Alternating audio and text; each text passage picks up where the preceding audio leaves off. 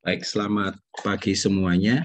Pada pagi hari ini kita akan memulai kuliah perdana tentang geologi minyak dan gas bumi. Jadi geologi minyak dan gas bumi ini kalau dari kurikulum KKNI yang 2016 itu kodenya dulu adalah TGT, ya TGT. Jadi teknik geologi tanpa praktikum. Jadi kalau di belakangnya ini ada T gitu di kurikulum itu tanpa praktikum. Tapi kalau di belakangnya ini P itu ada praktikumnya. Nah, perbedaannya geologi minyak dan gas bumi kurikulum 2016 dengan kurikulum 2021 yang saat ini sedang kita pakai, ada perbedaan SKS. Dulu waktu kurikulum 2016 itu SKS-nya 3 SKS. 3 SKS itu berarti 3 kali 50 menit. Jadi kuliahnya 150 menit dulu. Tetapi kalau sekarang sudah 2 SKS, jadi kita perkuliahan adalah 100 menit. Nah, biasanya saya akan nge-share tautan presensi mungkin 10 menit sebelum perkuliahan agar kalian bisa masuk room. Terus kemudian masih saya beri kesempatan 15 menit lagi untuk bergabung. Jadi biasa kalau jam kuliahnya adalah jam 9.20, kita akan mulai jam 9.35. Lewat dari jam 9.35 nanti yang masuk tidak akan saya admit untuk ikut perkuliahan. Ya, jadi masih ada sebenarnya ada waktu 25 menit untuk kalian bergabung. Nah, tautan biasanya akan saya share di grup WA untuk geologi minyak dan gas bumi kelas B. Jadi jangan khawatir, nanti tetap akan saya share. Nah, hanya saja tautan presensi tidak akan saya share di grup WA, tetapi saya share di Zoom-nya. Karena kalau saya share di grup WA, nanti yang nggak ikut kuliah pun bisa presensi. Nah, yang bisa presensi hanya yang ikut di Zoom meeting ini dan bisa ngeklik di kolom chatnya. Nah, untuk yang geologi minyak bumi ini ada perubahan. Dulu saya pernah mengampu ini, terus kemudian semester tahun yang lalu itu diganti oleh Pak Subat. Kemudian saat ini saya diberi tugas kembali oleh jurusan untuk mengampu kembali geologi minyak dan gas bumi.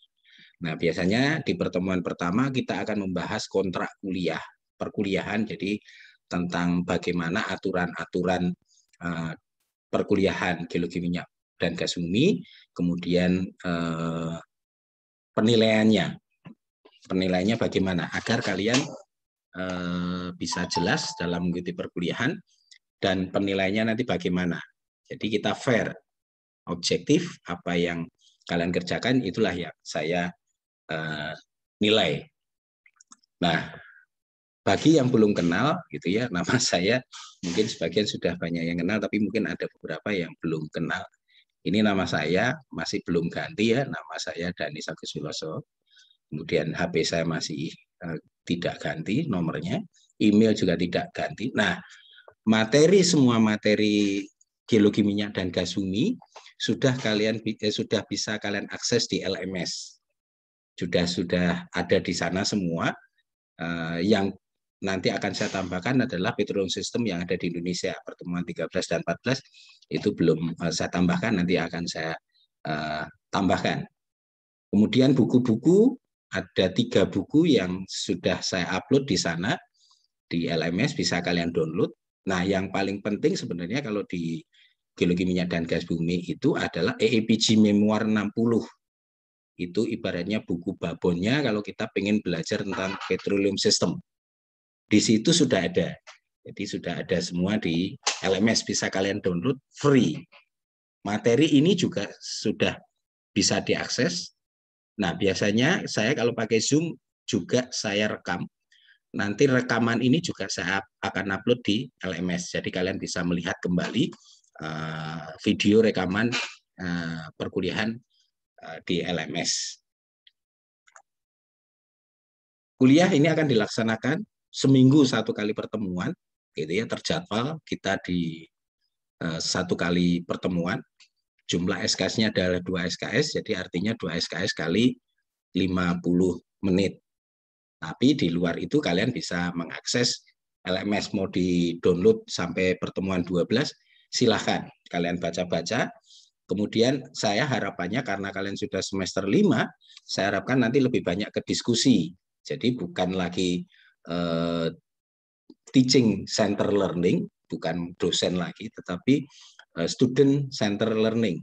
Jadi kalian sudah jadi subjek, bukan jadi objek. Kalau saya memberikan materi terus, itu artinya kalian adalah objek. Nah, saya berharap ini kita lebih banyak diskusi, jadi nanti basicnya adalah student center learning. Artinya apa? Kalian harus mengakses dulu LMS, mendownload materi, baca dulu. Nanti kalau ada yang kurang jelas, ketika sudah saya selesai memberikan materi, kalau ada yang kurang jelas, silahkan ditanyakan. Kita berdiskusi. Nah, topiknya, jadi apa saja yang akan kita bahas selama 1 semester, 14 kali pertemuan, sebenarnya 16 kali pertemuan. 16 kali pertemuan itu yang 2 kali pertemuan adalah UTS dan UAS. Praktis, pertemuan untuk tatap muka lewat daring ini adalah 14 kali pertemuan. Nah, 14 kali pertemuan itu akan terbagi menjadi 2 besar. Pertemuan 1 dan pertemuan 7 ini akan dilaksanakan sebelum UTS, dan pertemuan 8 sampai pertemuan 14 itu dilaksanakan setelah UAS dan setelah UTS dan sebelum UAS. Nah, pertemuan pertama ini ya kita sudah masuk sekarang, itu kita akan membahas kontrak kuliah dan kerangka pembelajarannya nanti. Kerangka pembelajarannya dalam 1 semester, goalnya apa, tujuannya kita mempelajari geologi minyak dan gas bumi. Kemudian kita akan membahas pertemuan kedua, minggu depan kita akan membahas pendahuluan, mungkin terkait dengan pengertian-pengertian gitu ya, definisi-definisi. Kemudian di pertemuan 3 kita akan membahas tentang cekungan sedimentasi. Cekungan sedimentasi itu cekungan yang bisa menyebabkan sedimen terakumulasi. Kita akan belajar cekungan sedimentasi karena minyak dan gas bumi itu untuk eksplorasinya itu ada di cekungan. Kemudian pertemuan 4 kita akan membahas lingkungan pengendapan, nanti kaitannya bisa terkait dengan batuan induknya, kemudian batuan reservoirnya. Pertemuan 5 kita akan membahas tentang hakikat hidrokarbon. Apa itu hidrokarbon? Jadi geologi minyak dan gas bumi itu sebenarnya adalah rantai ikatan antara C dan H, karbon dan hidrogen. Makanya disebut sebagai hidrokarbon. Nah, perkara C-nya berapa, H-nya berapa, nanti akan menyebabkan perbedaan dalam minyak dan gas bumi.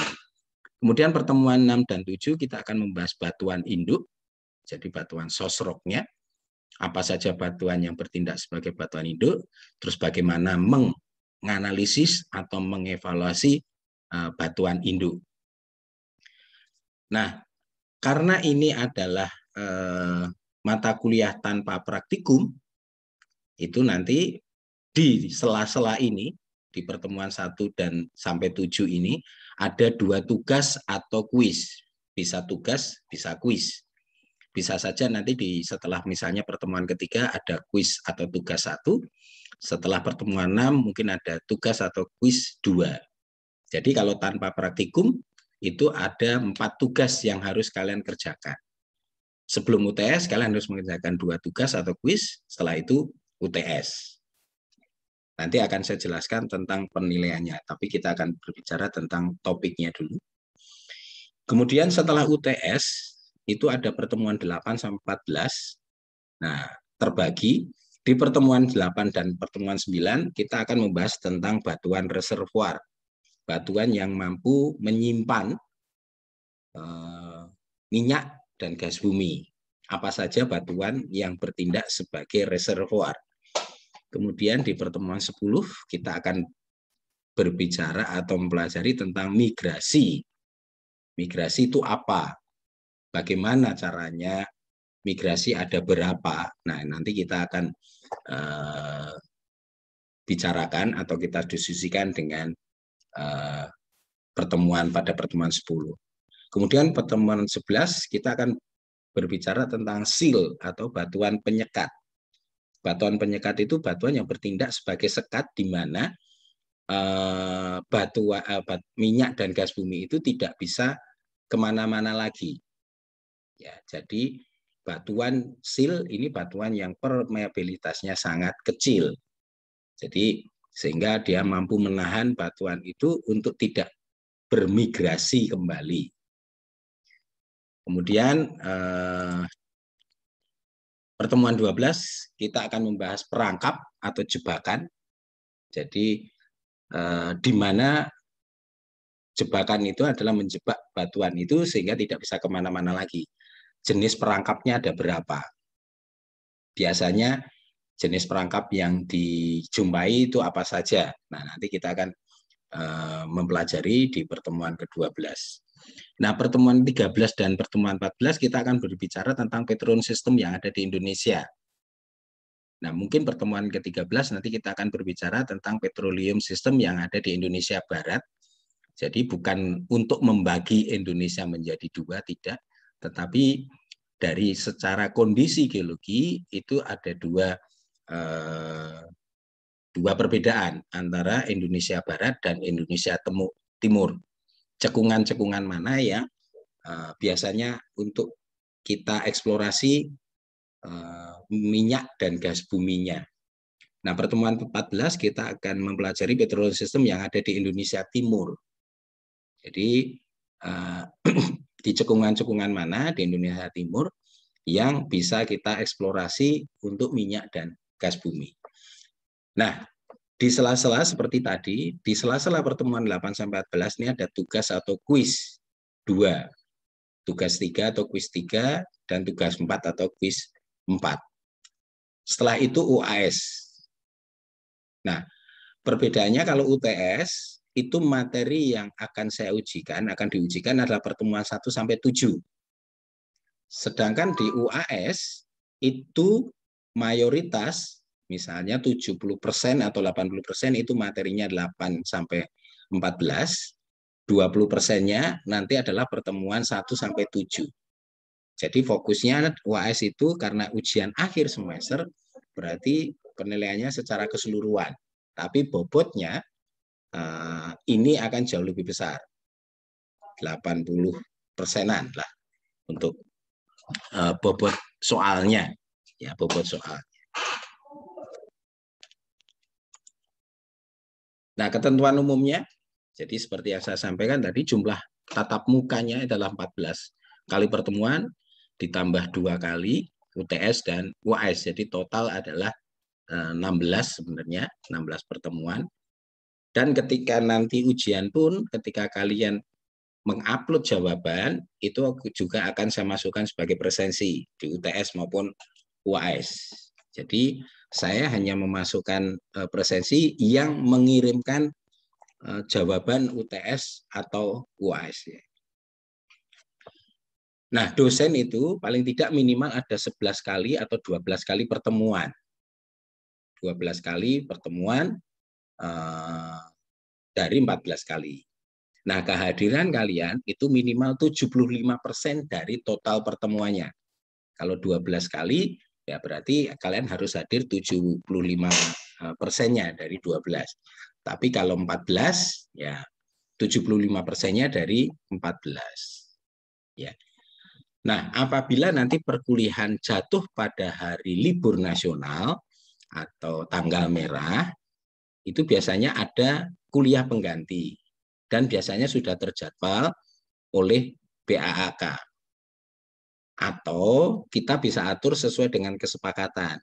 Karena begini, jadwal pengganti, kuliah pengganti yang tanggal merah itu biasanya dilaksanakan 1 minggu sebelum UTS. Nah, kalau kita sudah kesepakatan, kita ganti misalnya perkuliahan itu, saya harapkan nanti di pertemuan terakhir kalian tidak mikir lagi kuliah pengganti. Jadi kalian fokus pada UTS atau UAS. Jadi nanti kesepakatan saja kita kalau ada jatuh pada hari libur nasional. Nah, nanti Oktober ada 1, itu tanggal 19 atau tanggal 20, itu ada libur. Nah, itu bisa kita ganti nanti untuk perkuliahannya. Kemudian ini wajib hadir, 75% saya sampaikan tadi dari jumlah tatap muka. Ya, kalau misalnya 14 kali pertemuan, kalian paling tidak harus hadir 11 kali. Jadi kalau yang 75%, ya tinggal dihitung kalau 12 kali pertemuan, ya 9 kali lah kalian harus hadir. Jadi, tapi saya harapkan kalian hadir terus 100%. Mengapa kok harus hadir terus? Nah, itu nanti terkait dengan penilaian. Ini penilaiannya. Tadi saya sampaikan, sebelum UTS itu ada 2 tugas atau 2 kuis. Nanti kalau kuis itu bisa langsung dikerjakan di LMS. Nah, modelnya multiple choice, kalian langsung buka di LMS, kalian kerjakan di situ. Tetapi kalau tugas, itu nanti saya akan upload tugasnya, terus kalian kerjakan, dan diupload kembali di LMS. Ya, jadi semua tugas atau kuis, dan UTS serta UAS, itu nanti akan saya upload di LMS. Ya. Nah, ini sebelum UTS 2, setelah UTS 2. Karena ini adalah mata kuliah tanpa praktikum. Kecuali kalau praktikum nanti biasanya tugasnya ada 3, tugasnya yang 1 itu dari nilai praktikum. Kemudian komponen penilaiannya. Ini kalau kita lihat presensi itu kehadiran itu bobotnya 10%. Kalau kalian hadir 14 kali pertemuan, artinya kehadiran kalian 100%, itu kalian sudah nyicil dapat poin 10. Nah, kalau yang tugas totalnya itu 40%. Jadi tugas 1 bobotnya 10%, tugas 2 bobotnya 10%, tugas 3 10%, tugas 4 10%. Artinya apa sebenarnya kalau kita lihat bobot tugas ini paling besar. Makanya kerjakan tugas atau kuis dengan sebaik-baiknya. Kemudian ujian tengah semester itu bobotnya 25%, ujian akhir semester itu bobotnya 25%. Nah, kita lihat nanti. Ini penilaiannya. Ini penilaian asesmen tadi ya, kehadiran 10% itu berdasarkan dari SK Rektor nomor 51 Skep Rek 6 2016. Ini tertanggal 1 Juni 2016 tadi ya. Kehadiran 10% gitu ya. Kemudian tugas atau kuis 1 10%. Ini caranya. Ini 10 10 10. Jadi ini kalau di total tugas 1 sampai tugas 4 itu 40%.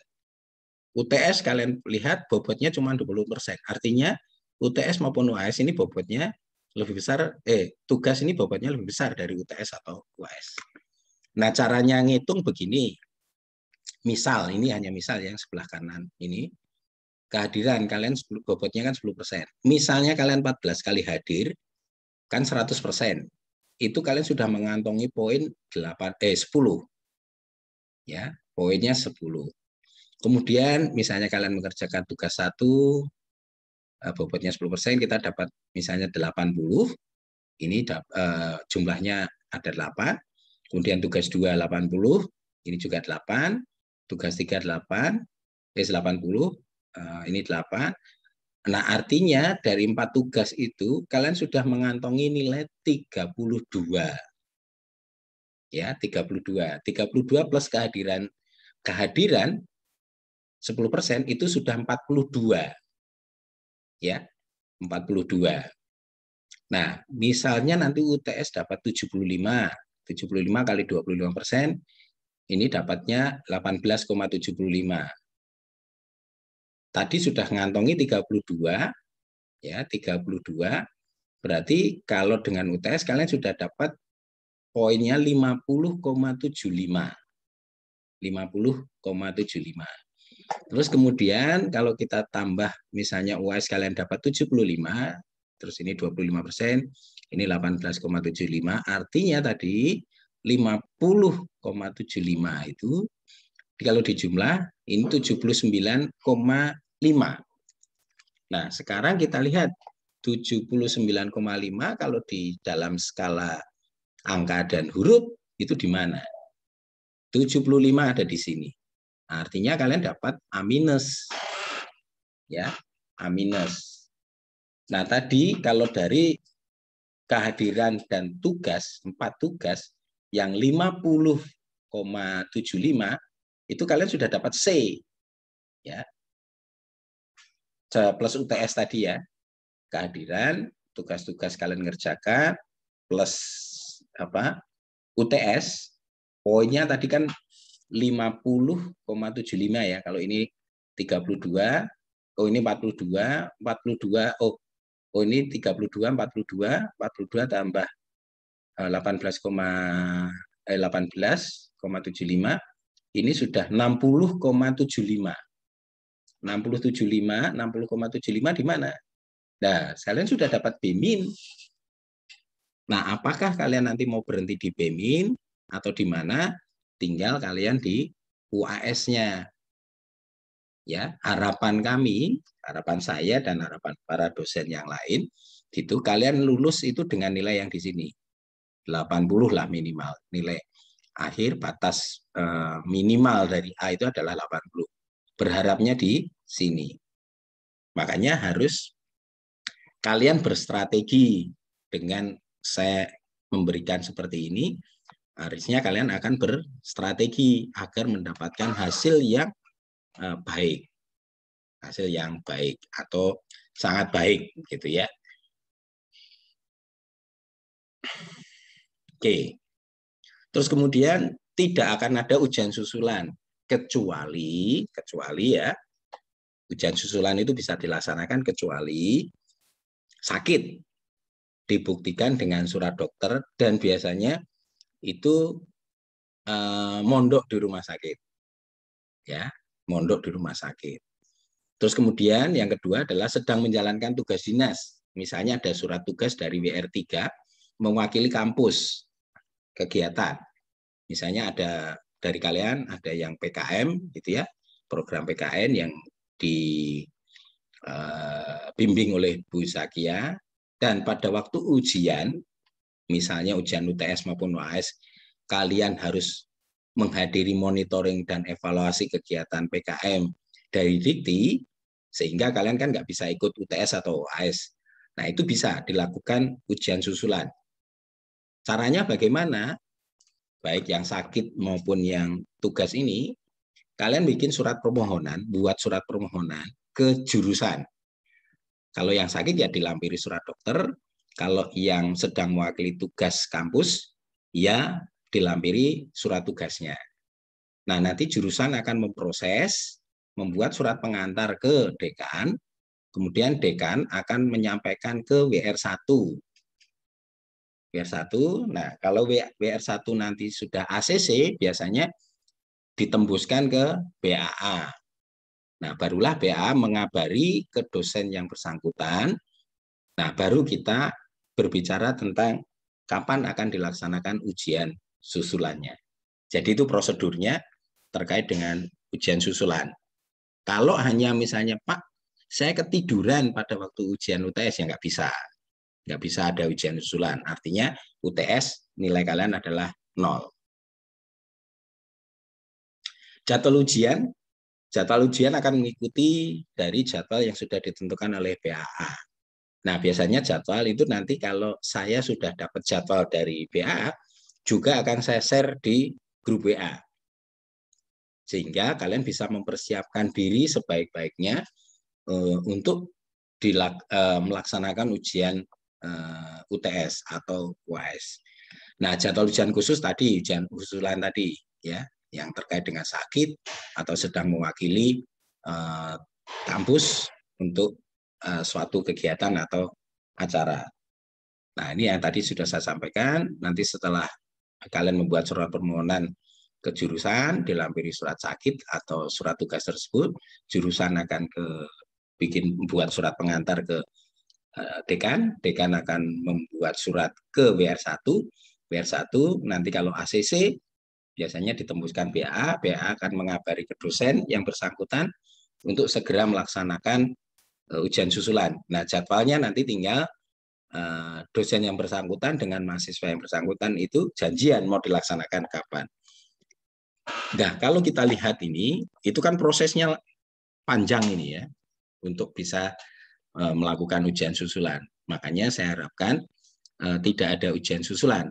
Jadi jaga kesehatan agar nanti ketika pas ujian UTS maupun AS, kalian dalam keadaan sehat dan bisa melaksanakan ujian. Nah, capaian pembelajarannya apa dari geologi minyak dan gas bumi? Artinya setelah mengikuti semua perkuliahan, baik pertemuan pertama sampai pertemuan 14, mahasiswa diharapkan mampu menerapkan berbagai metode eksplorasi, terutama eksplorasi untuk mencari dan mendapatkan serta memastikan keterdapatan sumber daya minyak dan gas bumi secara ekonomis. Bisa saja nanti kita cari, kita dapatkan, tetapi tidak ekonomis. Bisa saja ketika kita eksplorasi seperti itu. Ya, nah perkara ekonomis atau tidak, ya nanti kita dilihat kembali apakah ada ekonomis atau tidak.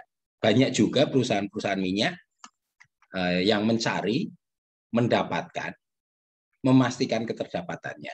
Sudah pasti ada, tetapi dia tidak ekonomis jumlahnya. Ya, tidak ekonomis. Akhirnya ya apa ya, ditinggal.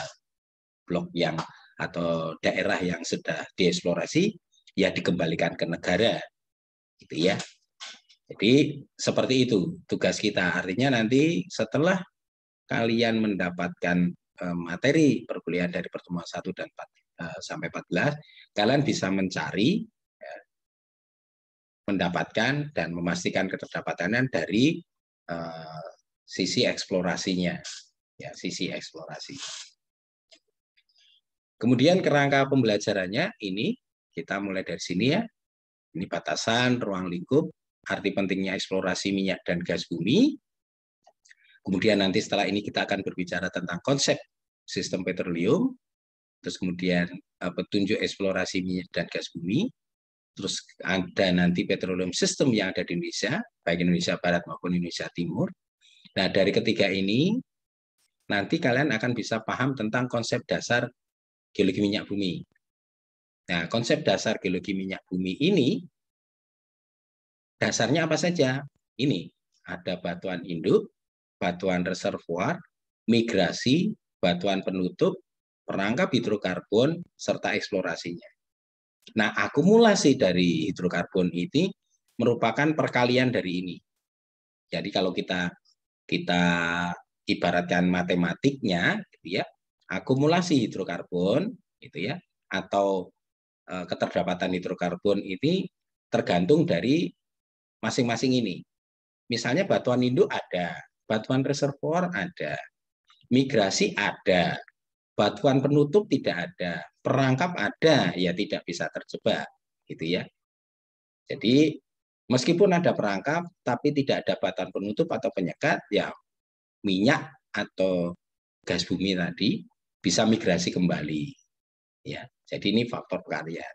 Nah, setelah ini kalian akan bisa memahami penerapan konsep petroleum system dengan berbasis konsep dasar eksplorasi untuk mencari tadi capaian pembelajarannya, untuk mencari keterdapatan dan memastikan keberadaan minyak bumi yang ekonomis.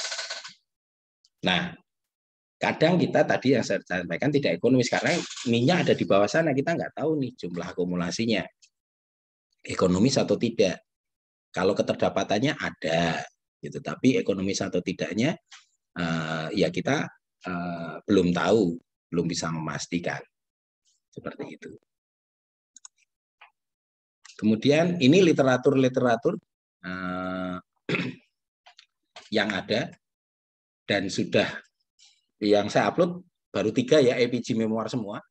EPG memoir 60 itu Domegun yang ini, Domegun ini, EPG memoir 60, in the petroleum system from source to trap. Ini ibaratnya buku babon, kalau kalian memahami ini aja sudah cukup sebenarnya. Nah, di LMS saya tambahkan tentang porositas, EPG memoir 63 dan EPG memoir 80. Nah, yang ini belum, nanti saya tambahkan. kalau ingin mempelajari basin analisis, itu nanti ada saya bukunya, nanti akan saya tambahkan di LMS. Ya, ini. Tapi kalau kalian hanya ini saja, itu sudah cukup untuk memahami petroleum system secara umum. Terus kemudian tambah ini, buku Kusuma Dinata. Kalau yang ini, Do Megun ini, Megun Do ini, Do Megun ini bahasa Kawi ya. Bahasa Inggris. Kalau kalian sudah saya upload di bahasa Inggris gitu kan, ada semacam alergi gitu, nggak mau download karena bahasa Inggris. Nah, yang Kusuma Dinata ini geologi minyak dan gas bumi jilid 1 serta jilid 2. Nah, sayangnya saya tidak punya soft file-nya. Ini. Jadi kalian bisa lihat nanti di perpustakaan, bisa kalian pinjam, bisa kalian fotokopi. Nah, kalau yang ini bahasa Indonesia, itu. Yang ini bahasa Indonesia, Kusuma Dinata. Kalau kalian misalnya sudah baca ini, Kusuma Dinata jilid 1 dan 2 dan Dumegun, itu sudah. Artinya kalian nanti akan bisa memahami petroleum system, bagaimana eksplorasinya, terus di mana kita harus mencari, itu sudah bisa. Nah, ini bukunya, yang ini yang sudah saya upload di LMS. Ini Petroleum System from Source to Trap, APG memoir 60. APG itu American Association of Petroleum Geologists. Jadi biasanya APG mengeluarkan buku, ya semacam memoir, tergantung apa yang dikeluarkan. Kalau ini ya Petroleum System from Source to Trap. Nah, kita lihat di Petroleum System from Source to Trap. Artinya dari batuan induk, migrasi tadi, terus kemudian batuan reservoir, batuan penyekat atau penutup, serta trap ada semua di sini. Ya, ada di sini. Jadi tinggal kalian baca. Dan soft file-nya sudah saya upload di LMS. Nah, 2 buku inilah, nih ya, saya tidak punya soft file-nya, tidak punya soft file-nya. Jadi saya punya hardnya. Jadi saya ada bukunya, ini hard asli, 2 buku Pak Kusuma Dinata, ini 2 buku, ya 2 buku Kusuma Dinata. Ini saya dapat hibah gitu ya, dapat dari Bu Wiwi, saya diberi ini 2 buku ini untuk mengajar geologi minyak dan gas bumi. Nah, di perpustakaan saya nggak tahu apakah asli begini atau tidak, tapi saya pernah melihat gitu, kayaknya sih fotokopian. Jadi kalian bisa cari di buku di perpustakaan terkait dengan buku ini, geologi minyak dan bumi. Ini nanti penting untuk di petroleum system yang ada di Indonesia. Ya, petroleum system yang ada di Indonesia, tetapi tidak menafik jilid 1 ini teori-teorinya gitu ya, teori-teorinya. Terus kemudian yang jilid 2 itu lebih banyak ke batuan reservoirnya sampai ke petroleum system yang ada di Indonesia. Ya. Nah, saya harapkan kalian mencari buku ini di perpustakaan agar kalian bisa baca. Ini bahasa Indonesia, enak sekali kita bacanya. Kalau ini bahasa Inggris dan soft file. Nah, ini terakhir. Jadi terima kasih untuk kuliah hari ini. Jadi ini terakhir.